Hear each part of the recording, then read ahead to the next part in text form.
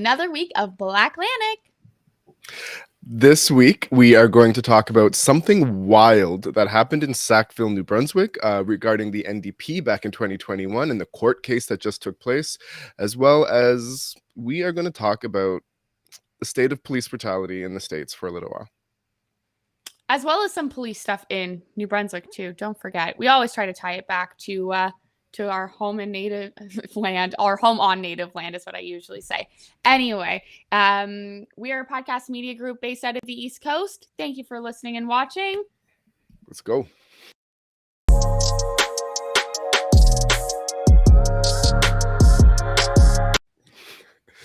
Okay, thank you for tuning in and welcome back. This is season 2, episode 7.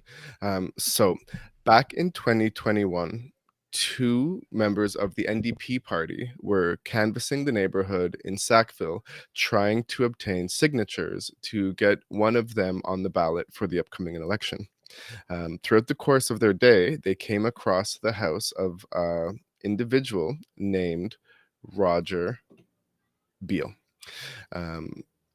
Interactions took place, which led to, according to the victim's impact statement, multiple racial slurs taking place, threats of violence, an act of violence, and an expressed hatred for especially the leader of the NDP party, Jagmeet Singh, whose image was branded on the vehicle that the 2 individuals were driving.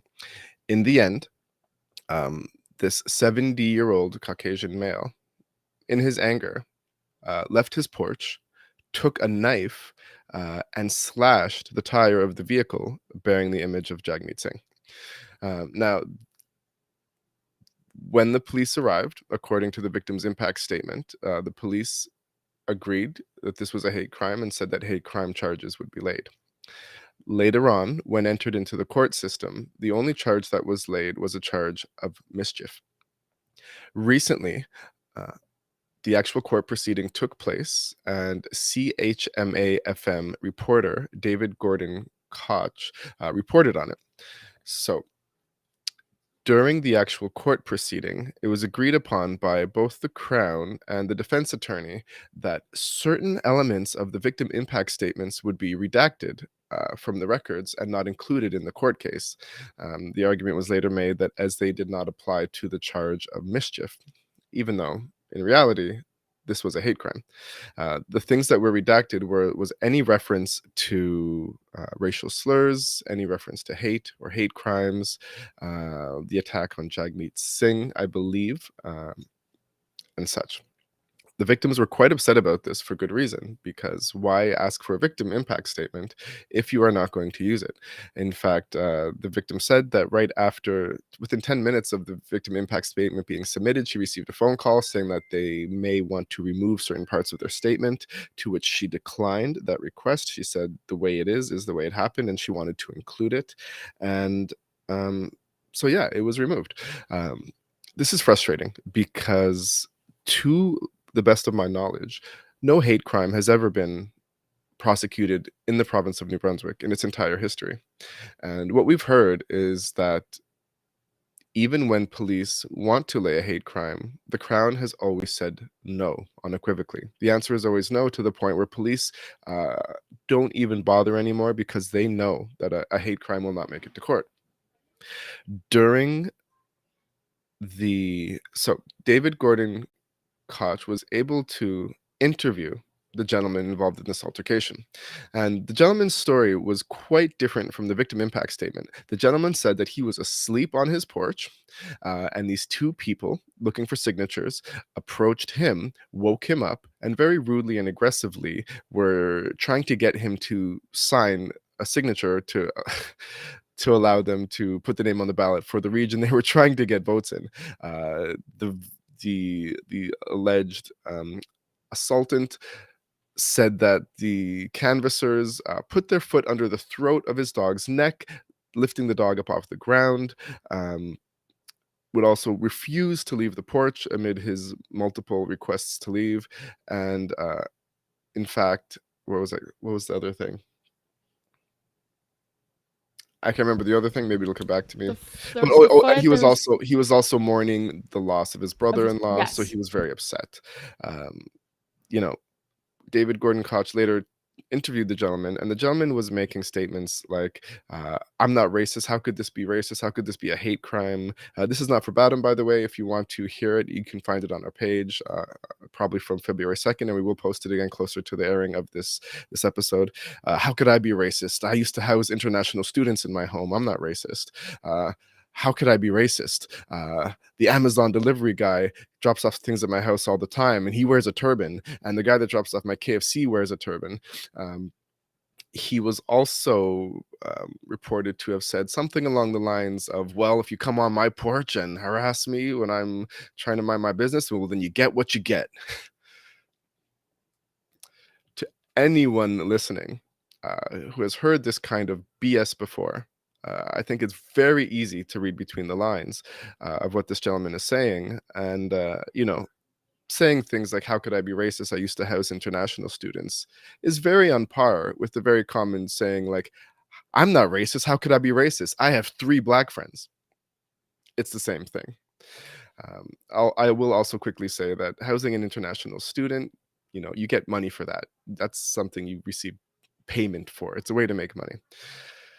So all in all, this trial ended up in him getting a slap on the wrist for damaging someone else's vehicle, like taking a knife in rage and slashing a tire, hurling racist, violent words and slurs towards these individuals looking for signatures. And it's really classic of, when, sorry to say, when it comes to mainstream media, when a white person is accused of something horrific, there is always an attempt to humanize and provide excuses and explanations for bad behavior. However, when people of color are accused of similar crimes, people of color are victims, are villains, and deserve to be punished. Hillary, what are your thoughts about this story happening in our own backyard here in New Brunswick? I want to start by saying that, like, you can't not be racist because your delivery person has a turban because you didn't hire them. You don't pick who delivers to your door.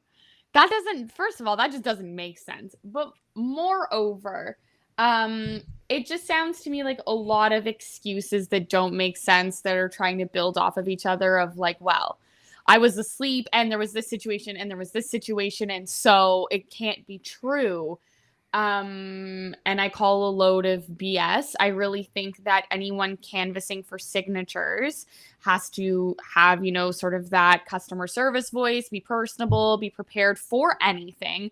They know they're going to be subject to the wild, wild world that we live in by knocking on strangers' doors. And I wouldn't expect somebody who's taking on that role, I believe, voluntarily, like volunteer, I mean, and as opposed to unpaid, I don't know, but like, thank you. Yes. Yeah, volunteer. Yeah. So if you're volunteering your time, I don't think you would purposefully be aggressive or try to encourage any type of violence, conflict, or anything like that. I really have a hard time believing the whole dog scenario as well. I also don't think that being startled awake or having someone die in your family is justification for slashing a tire, racism aside. I don't think that those things equate. I don't think that makes sense. We've talked about it several times before that New Brunswick never does seem to, give a hate crime, not conviction, but whatever the word is. Lay the charge. Charge. Thank you. The one of the first instances that you and I ever talked about it was when that man hurling the eggs during the Black Lives Matter march. Hurled eggs, yeah, exactly. And so, that wasn't technically a hate crime, even though it was literally a march for Black Lives Matter, and it was Black people. So our province really doesn't like to do that. You are correct. I think redacting statements and editing court cases and things like that seem wild, especially if you take a victim impact statement. Editing those at all, I think, should be like blasphemy. I don't think that should be allowed. That doesn't make sense. It takes away from the real situation of the story. It's also traumatizing to recount things like that, and to then have someone be vulnerable about what they experience, what they believe to be a hate crime, and then changing the narrative. I agree, Maxwell. Thank you. It's just not, to me, it's not okay. So I would be very frustrated on their part. I think the slap of the wrist is like unsurprising because it's New Brunswick, but a general overall complete shame. And again, like, you housed international people. Okay. That's whatever. And also, I don't think that anyone would be aggressive. Like, they're representing, you've got Jagmeet Singh on your car. You're not going to walk up being a dick. That's my take. Yeah, if you're in politics, first of all, if you're in politics, yeah, that is not your demeanor. We haven't done this in weeks, and at the risk of completely ruining our recording, I'm going to share the screen here, because what you brought up was a really good point. So in the because even in the way we're speaking about it now, we kind of accidentally erased what happened, because we only said that was hurling eggs. But in fact, what this gentleman did in Moncton in 2020 is he not only hurled eggs, he, in the video of the event, he could be heard screaming the N-word and suggesting the people in the march should be lynched. But when you don't prosecute it as a hate crime and it goes down in history as just being mischief, you're erasing it. The big problem with I know the big problem with New Brunswick failing to acknowledge hate crimes when they take place is that, if you acknowledge something horrible is happening, then you have two choices, right? You either have to do something to change it, or you completely ignore it and pretend it didn't happen. Like, you have to know that it happened and be a bad person and say, well, maybe someone else should do something about us, but it shouldn't be us. The other thing too is that Manju Verma said in her report that she recommended in the justice section that they start treating hate crimes like hate crimes. So we're also just, we hired somebody for a lengthy amount of time. All of the turmoil that I have suffered for the Commissioner of Systemic Racism report. I'm joking. But all of that hard work to immediately discredit it, and we're still not even doing it now. And it's been recommended by someone in a position of power, or at least in the power to recommend these types of things. Like, that's still not being rectified. So just another example again of where New Brunswick chooses to prioritize what they want to prioritize, and at the hands of Black people suffering. Yeah, so I mean, shout out to David Gordon Koch for covering this story. It is, I could be wrong here. I'm just doing a quick search. I can't even find any reference of this in the news other than on CHMA. So it's not being covered. Varma Manju's recommendations are already going unheard and unlistened to, and it's a sad day. It's a sad story. It's not cool. It's not cool that this stuff is this gives people a green light to continue this kind of behavior, because there is no penalty or repercussion for it whatsoever. So I can take a knife. So if a white person comes to my door and I don't want them to be there, I can yell a bunch of death threats to them, take a knife, slash their tire, and get a slap on the wrist with no probation and no no penalty, and not even a mark on my criminal record to go on top of that. I forgot to mention. Well, you basically, can't do why wouldn't You're someone? Black. But imagine, that's what I'm getting at. Imagine me doing that. Right. Imagine it came out in the report that I did that. So it's really ridiculous. No, I completely. Yeah. Do we want to pivot to another more sadness? Yeah, let's pivot. And I mean, we didn't say this in the intro, but to anyone listening, please feel free to leave any comments if you have any thoughts on the matter, as well as, if you're not already, please follow us on your favorite streaming platforms. Leave us a review. Every follow and review helps bump us up a little bit in the charts and listings, so we really appreciate that. You can follow us on social media as well.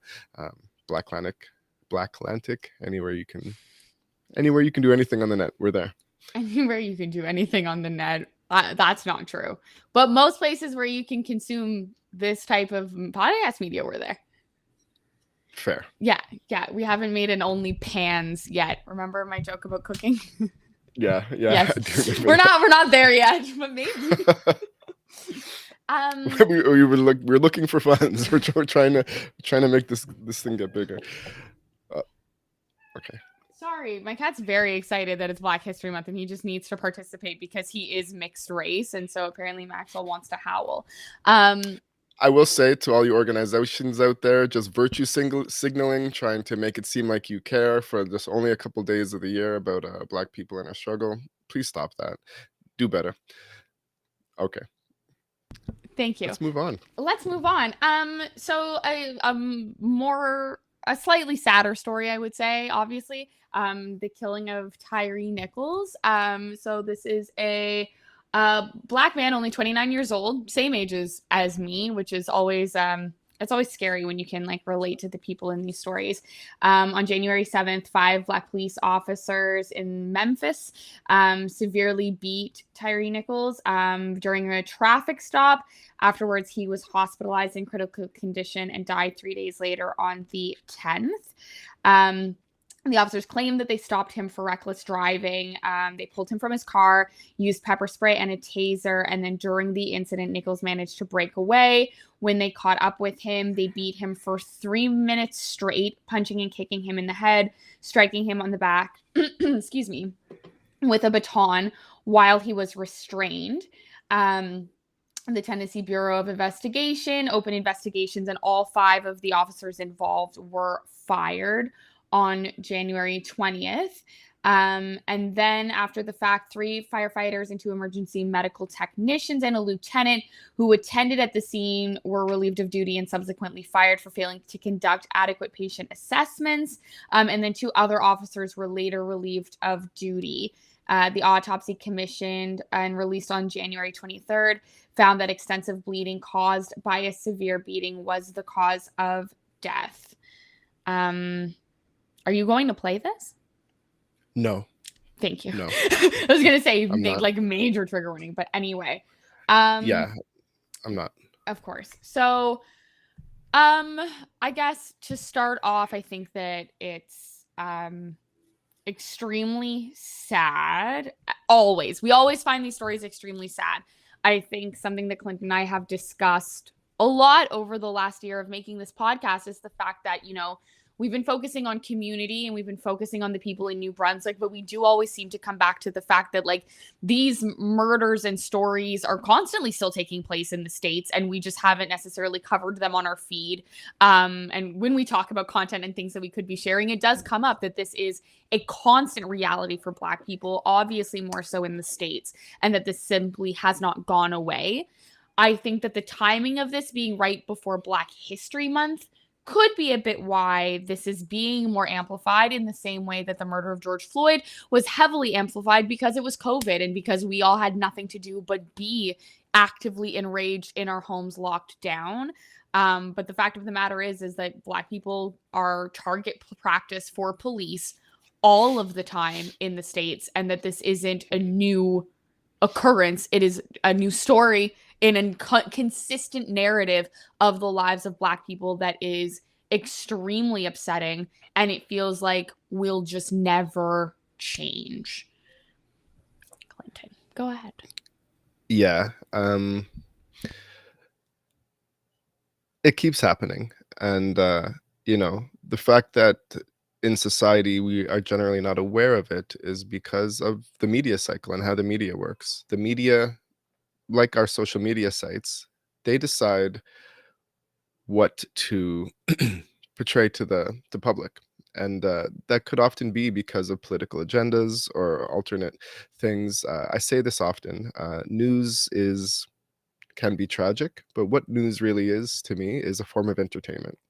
If it's not about your local community or how you can affect change or something that relates to you specifically, whether it's tragic or happy, if it's something that gets people's emotions riled up or gets them glued to a screen or going on websites or giving views to a television broadcast, it's a form of entertainment.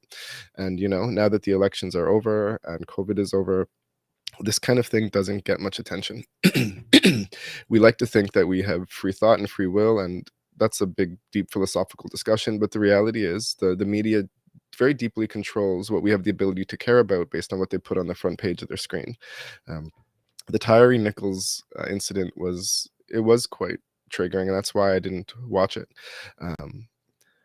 I spent the morning watching videos on his death, as well as another gentleman named Keenan Anderson, who died in police custody at the beginning of January and was also a cousin of the founder of BLM in America.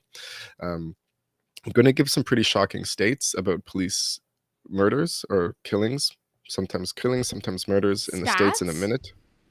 What did I say? You said you were going to give some states, and I was like, I didn't know you could give away states. Funny. You should give away the ones that have all of the police brutality. Just give them away to other people so that they Okay. can be rectified. Okay. Not joke time. Not joke time. It can be light joke joke time. Like you said, this is very traumatizing, and I have a point about that and some that I will say after. But humor No, is the best absolutely. medicine. In this case, you know, this gentleman was only blocks from his house. In these videos, they make it seem like he's resisting arrest, but you also see things like, not in this video, but in a different video, like one police officer having his knee on a black man's chest while the other police officer is screaming, "Turn over on your stomach or I'm going to tase you." You know, I often see commands being given to people under police detainment that could not possibly be carried out by the person being detained because of what another police officer is doing. And there's often not a lot of time. This black person did run away, but it's hard to say what I would do if I was living in the States in a scenario where I'm aware of the amount of killings that take place, and even if I was innocent, if I get those handcuffs put on and I go to the station, regardless of my innocence or not, I may never see the light of day again. And regardless of if a charge is laid in the States, in many states, that will, even if you are set free, that is going to be a permanent mark on your record. So just very quickly, again, this is about America, and the year has only just begun, and so far already 7 unarmed civilians have been gunned down in America, 3 of which were black. So 40% of the people who have been killed in 2023 already in the States were black. And that's especially alarming because that is a country where black people only account for 10% of the population. In 2022, police killed 1,192 people, which is the highest in any year of American history. 2 years after people have been calling for police reform and change and things like that. 100 of the people killed were unarmed, meaning I don't know what the other people had, a stick or a knife or a gun. But the stats say that black people are 3 times more likely to be killed than white people in America. Again, in a country where the population is only 10%. So black people were 1.3 times more likely to be killed while unarmed in these instances as well. So 1,192 people. America is a big country, but that is a lot of dead people at the hands of police, and every case is unique. And right now we're only talking about 1 or 2 of them. But this person was just blocks from his home, and due to multiple beatings and tasings and stuff like that, he'll never go home to his family again. Was he under the influence? Was something going on? I don't know. There was an accusation of reckless driving. What's interesting is how quickly these police officers were charged, because in the past, usually it took months and months and months for charges to take place. And I don't know if this is based on new policy or if there was another reason that they were charged so quickly. But I'll just quickly show an image of the police officers. Give me 1 second here. While you pull that up, I just want to say that, like, what I find really interesting about that statistic around, like, 1,192 murdered black people by the police, the highest number ever, is, like, I'd really like to just ask all of the people who said that after George Floyd died, we would get that, that we would really get that black card. That we would be able to just use that and get out of everything, because it turns out that more people were murdered this time than before. So where's that card? And it really makes me think of how in Quebec, now that they're trying to fix policy, it's actually making instances worse. And it's sort of like trying to advocate for ourselves is actually causing worse, bigger reactions, and it's actually killing us more to try to stand up for ourselves. Anyway. That's no, thank you. That's so true, because one thing I've been really focusing on lately in my own life is the bar. I talk about the bar being moved towards social equality, and what I've realized is that anytime a group of people fight to move the bar towards equality, there's always going to be a pushback. There's always going to be a pushback. There's always going to be people on the other side, sometimes waiting for the right time to push back and try to make things worse. Now, I know the world is in a really rough state right now, but the highest amount of killings by police ever in 2022 is pretty shocking. So, for those who are listening, the 5 police officers that killed Tyree Nichols are Black. But they're blue. They're police officers. They were part of a crime unit called Scorpion. Their unit was not crime unit, a public safety unit with the acronym Scorpion. Now, why you would use the acronym Scorpion to indicate public safety is such a violent, such a violent, I don't know, animal, creature, insect, is ridiculous. So these 5 police officers brutally, in the dark of night, killed a man on suspicion of suspected driving. So there was a video cam of the event that took place.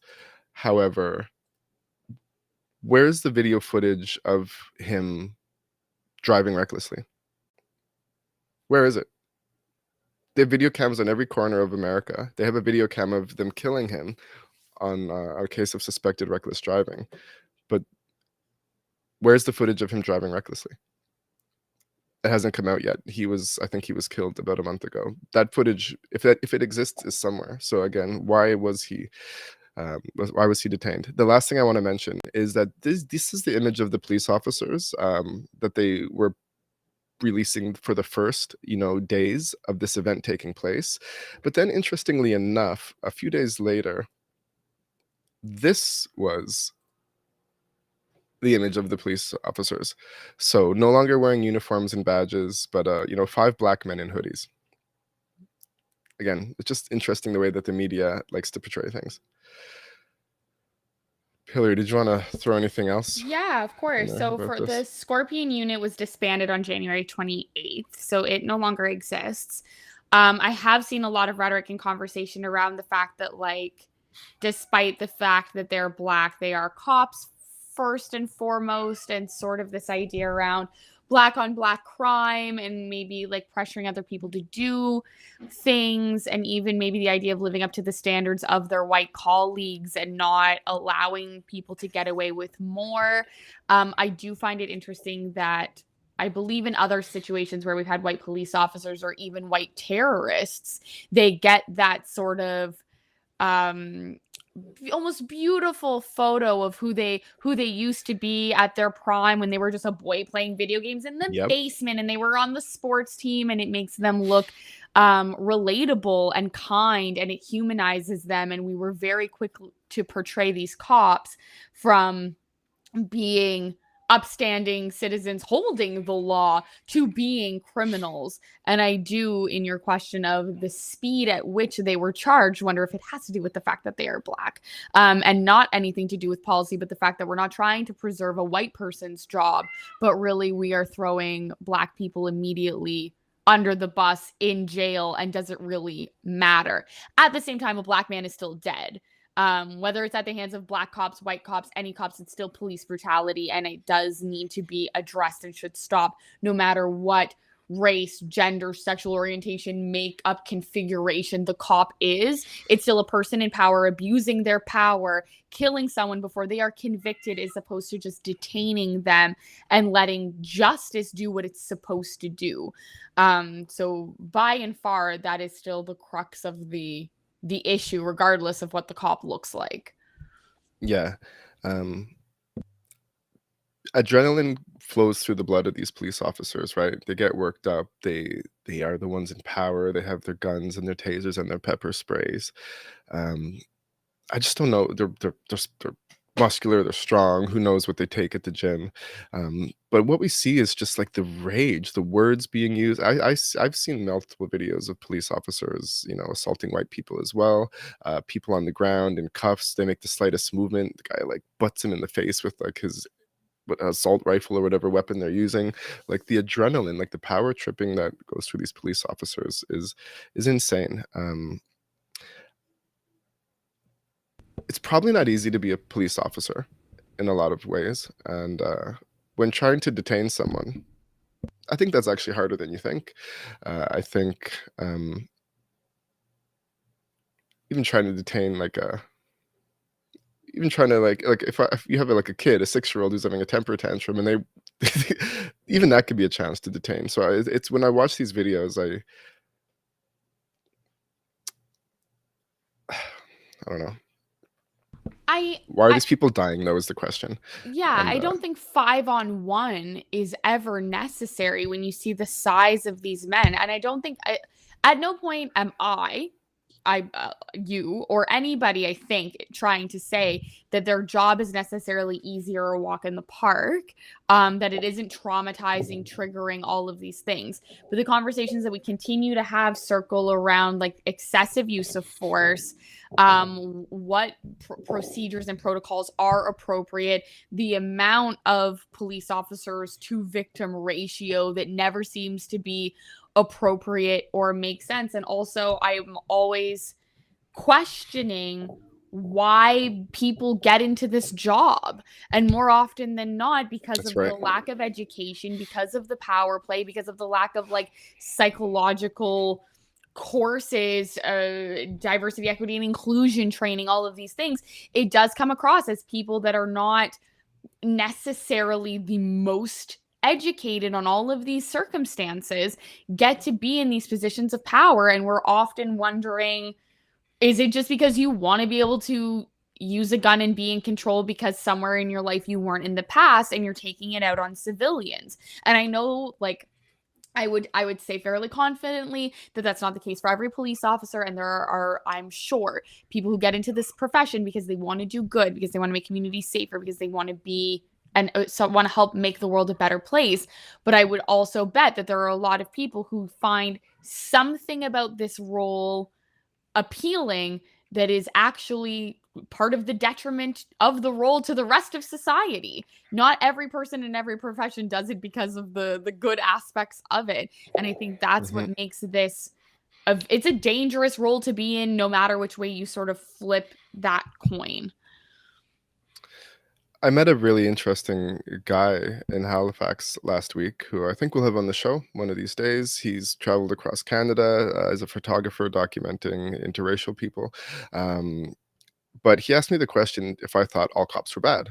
And, I said, well, no, I don't think all cops are bad. I mean, without cops, like, how would we prevent all the racist people with their AK-47s from killing us? And if my child went missing or was kidnapped, I would call the cops and stuff like that. And he challenged me again, and I guess there's a whole thesis behind it, but still, like, all people aren't bad. And if when a police officer takes off their uniform, they're a person, and maybe they're not bad, but are all cops bad? Is the system of policing bad? If you are complicit with a system that is engaged in oppressive tactics, racism, devaluing human life and stuff like that, and you openly agree to be a part of that, like, does that make you bad while you're a cop, or because you choose to be a cop? I started to look into a little bit, and I guess the "all cops are bad" statement means that, like, every single police officer person who becomes a police officer is complicit in a system that actively devalues the lives of people of color. Um, I'm so it's nodding hard to escape that. because that is the sentiment that I have. It's the idea that, like, if you can't figure out which apple in the whole pile is rotten, you sort of assume that you shouldn't eat all of the apples because you don't know which ones are poisoned. It's the same rhetoric in terms of, like, when women are asked if they think all men are bad in terms of a conversation about like rape or sexual assault. It's hard to know which men are good when when such a big population of them do cause harm. to me, I think I wouldn't necessarily say all cops are bad people, because that feels like a big statement, but I do think that all cops do bad things in the role by letting other cops get away with literal murder sometimes. I do think by not asking for reform, by letting maybe the fear of some of the political hierarchy and politics prevent that type of change, you are allowing for people to continue to die every single day. 1,192 of them, in fact, last year. So, like, Yeah. I will say that I don't know that I know this isn't the topic, but that statement about all men being bad, I mean, I think men could turn around and say the same thing about women, because there are women out there that use their children in separation as weapons against men, or possibly lie about domestic abuse or stuff like that. well, the statement is specifically in terms of like rape and sexual assault, and statistically, men win that award for being the worst about that statistically. Yes, In terms of yeah, are people absolutely. bad, I mean, I know you did say that this is off topic, but if you've got a group of It's women okay. that know that their girl is using children as a pawn or things like that, all of those women are bad for not sticking up to that situation. I would agree with that statement. That's just not Yeah. where the statement has typically been said. I guess though, with cops, like if all cops are bad, I find it hard to imagine, and I think policing was set up as in North America specifically as a way of controlling enslaved people. Um, but if all cops are bad and we should abolish the police, I really find it hard to imagine a society without them. Is my problem, especially like, do we abolish the military? Because like la di da, we live in our bubble here in North America, but there is still a world out there of people obsessed with power. And if we didn't have police, if we didn't have military, uh, someone from another country would just come in and crush us, right? So like, how do you can't have a society of just health workers and people wanting to get along and be happy, because unfortunately we're part of the animal kingdom, and that's just not the way it works. So what would we do? Like, how what I'm trying to say, if all cops are bad, can that be changed or can that be fixed? And I don't have an answer. Maybe we need someone else on the show in the future, but what do you think? Like, Well, we've talked about this before, but I think that in the literal moment when I brought up the resource that I know about and worked on, we had a technical mhm, difficulty and you weren't there for that like little one sentence.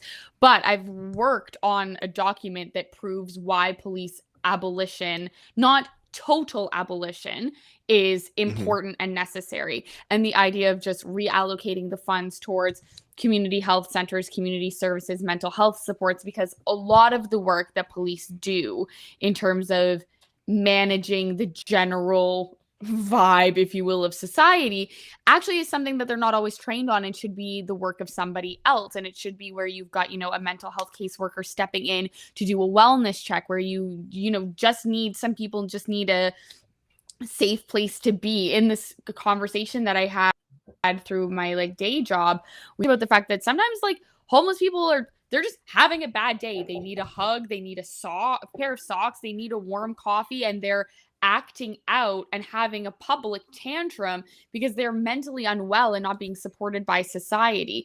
When you've got situations where there is an aggressive assault, a kidnapping, things like that, where it makes sense, I don't think any person, I think it would be very extreme to say we want absolutely zero policing. But the problem is a lot of the times where the police are policing, it is actually criminalizing someone who just needs help. And it's not the right answer. Again, yeah, it's an overreaction to something very small. And we're having those conversations right now because of several things. A lot of the crime on the Toronto Transit Commission, and there yeah, was a string of stabbings, assaults, and various occurrences over the course of 8 days straight here in Toronto, while I conveniently was in Moncton. However, that has increased police presence here on the TTC. It's increased service disruptions because now people are catching that the people doing what I would consider minor things. So like recently we've had video come out of people, smoking crack pipes on the TTC, publicly urinating, kicking down doors. And for me, to be quite honest, in the almost full 5 years that I've spent here, pretty normal day Toronto occurrences to see some wild behavior. That's different than someone stabbing a woman 3 times on the back on the Spadina streetcar at 2 in the afternoon and her dying. I would like a policeman to stop that occurrence. I don't know if I need a policeman to actually stop somebody from smoking crack because they don't have a safe place to go to use these substances because there is no infrastructure and there is an opioid crisis. That is where the conversation of police abolishing gets really dicey. We need more supports. There's no funding for the supports. We continue to fund the police, and the police just put these people in prison. They don't help them. And again, in the conversation of police reform, I just sent you the article because I didn't know if you'd want to share your screen or not. Did approve the $32 million prison that they were going to rezone and create. Who is that helping in Fredericton when we also just talked about police beating up somebody in a New Brunswick prison? Why? Why? Somebody give people therapy. We don't need more cops. We need therapists. We need free therapy. We need places where people with drug addictions can safely have an injection site and not be stigmatized. The whole world needs to be reformed at this point so that police can make sense and actually be kind. I do believe that there can be people in power that can do good things and be good people, and that it could work. If the whole system was readjusted, if they were better educated, more compassionate, and we also had the other systems in place. End rant. So well said. Thank you for recapping that document that you worked on, because I'm sure people listening today may not have heard you talk about that before. So, I mean, in the end, we don't have all the answers. Society is complicated. Humans have a history of cruelty to each other, and also a history of fighting for a better future. It's not that we should abolish all police, but definitely funds should be reallocated towards social services and mental health and well-being. There are always going to be instances that happen in the world, good and bad, but police brutality is still a problem. We're not saying policing is easy, but maybe police's jobs would be easier if, as a society, we all learn to. This sounds really cliche and easier said than done, but we all learn to care for each other better. And Well, I will say on that note that there is a lot of recommendations in Andrew Varma's Commissioner of Systemic Racism report about policing in New Brunswick, and it does, I think, reflect the state of policing in Canada in general. Never forget that 2 Indigenous people were murdered by police in Canada, in New Brunswick. So it's something that is not as horrific as America, but we are far from perfect. It is still a concern here. And I hope that things change.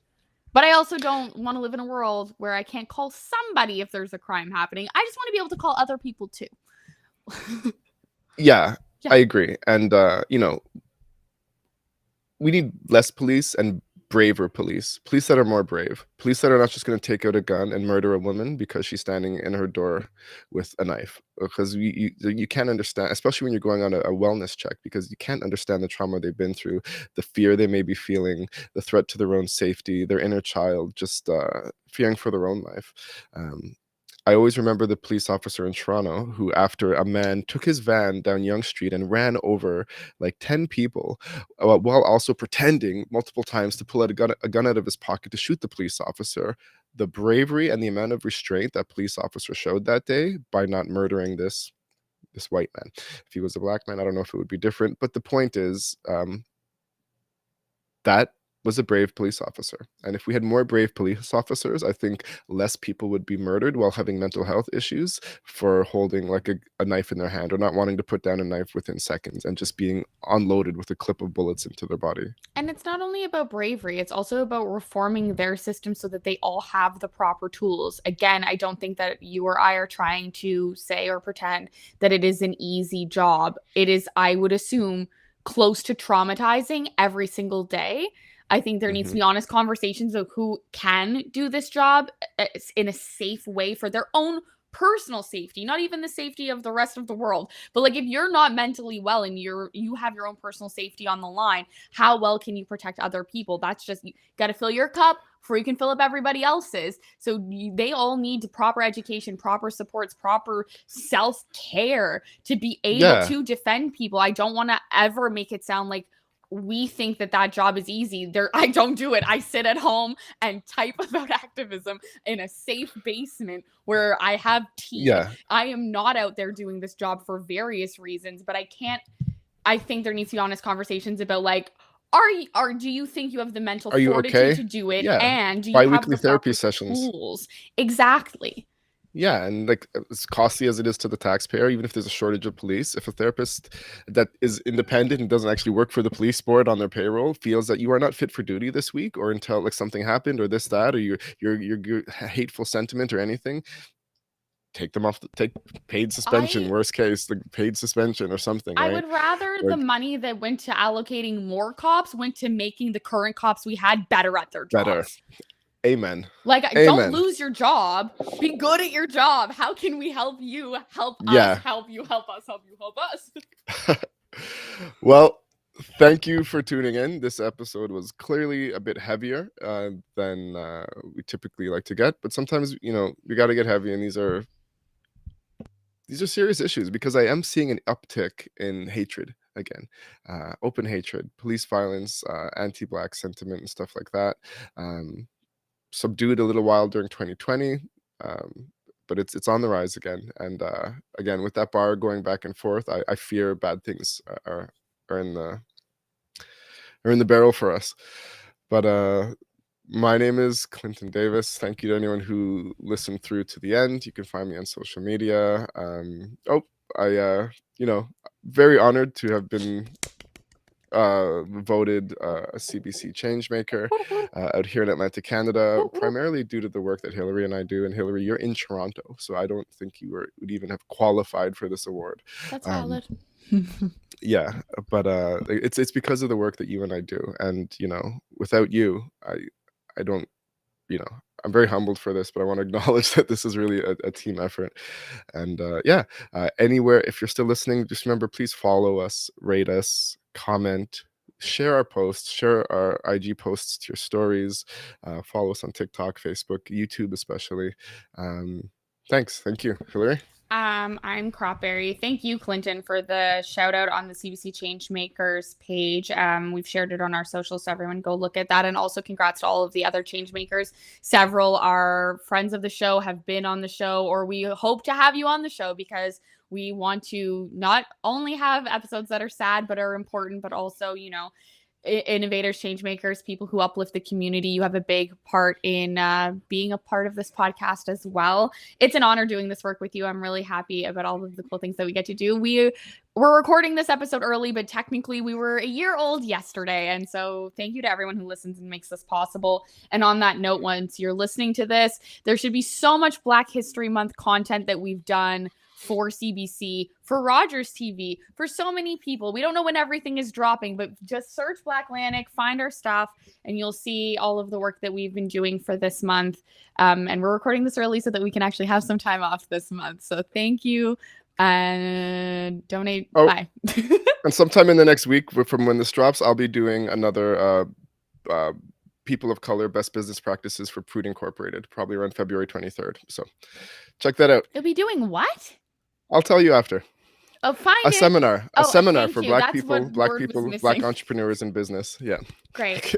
And peace.